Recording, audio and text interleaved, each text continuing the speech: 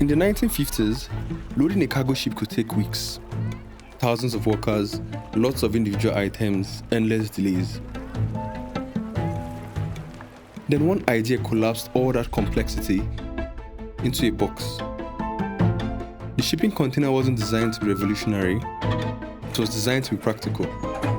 But once the world agreed on its shape, its size, and how to use it, cargo shipping became seamless, port cities transformed, and the global trade accelerated.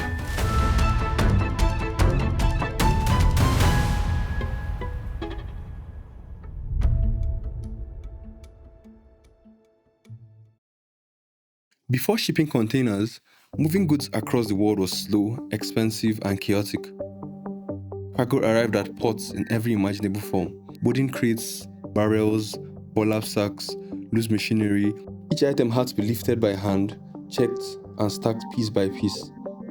A single ship could take days, sometimes weeks, to unload. Cargo from a ship being transferred onto a smaller rail car, for example, often had to be opened up and repacked into a boxcar. Ports were crowded, goods were damaged, theft was common, and delays were the norm. In the mid-20th century, the cost of loading and unloading cargo often exceeded the cost of actually sailing the ship. Global trade existed, but it moved at a crawling pace, and at the time, no one thought to do anything about it. In the early 1950s, a trucking entrepreneur named Malcolm Maclean spent a lot of time waiting at ports. Waiting while his trucks sat idle, waiting while cargo was unloaded manually from his trucks, waiting while cargo was loaded onto the ship. And eventually he asked a question that, for some reason, no one else seemed to be asking. Why unload the cargo at all? Why not lift the entire truck body off the chassis and place it directly onto the ship? It wasn't birthed from a grand vision of globalization, it was birthed in frustration, but that single idea would transform the global economy as they knew it. In 1956, an aging oil tanker called the Ideal X left New Jersey for Houston. On its deck were 58 large metal boxes carrying cargo. Ports weren't built for them, cranes weren't designed for them, dock workers saw them as a threat to their livelihoods, and almost no one believed they would work. But when the Ideal X arrived, something remarkable happened. The cargo was unloaded faster than anyone thought possible, with fewer workers, with less damage, and at a fraction of the cost. This idea of the metal box had come to stay. The true power of the shipping container wasn't the box itself, it was agreement. Standard sizes, standard locking mechanisms, standard rules. Standards bring efficiency, in this case, efficiency in cost and time spent loading and offloading cargo. Once containers could fit seamlessly onto ships, trains, and trucks, the entire logistics system transformed. Ports were redesigned from the traditional brick bulk ports to the modern container terminals. And with redesigned ports also came larger cranes. Instead of the smaller cranes used in the early to mid-20th century, most ports were now equipped with much larger cranes, such as the gantry crane.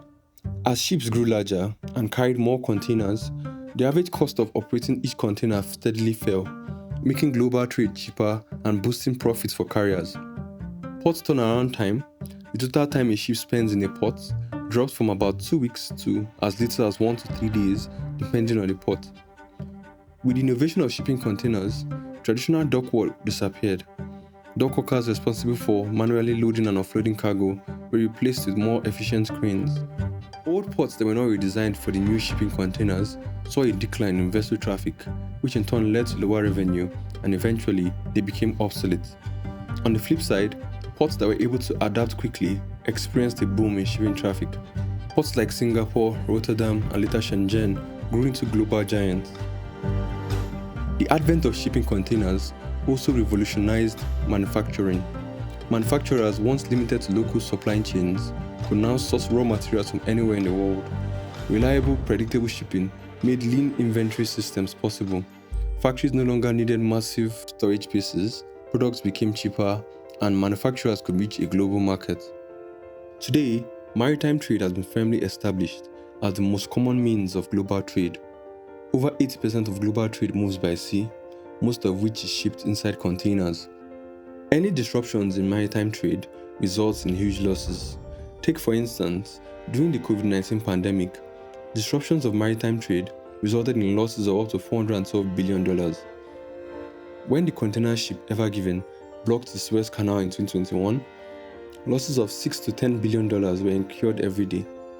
These events and the resulting deficits reveal how crucial maintaining uninterrupted maritime trade is to the global economy. History often celebrates the spectacular: rockets, computers, skyscrapers, to mention a few. But sometimes, the future is built by ordinary objects doing ordinary things extraordinarily well. The shipping container is one of them.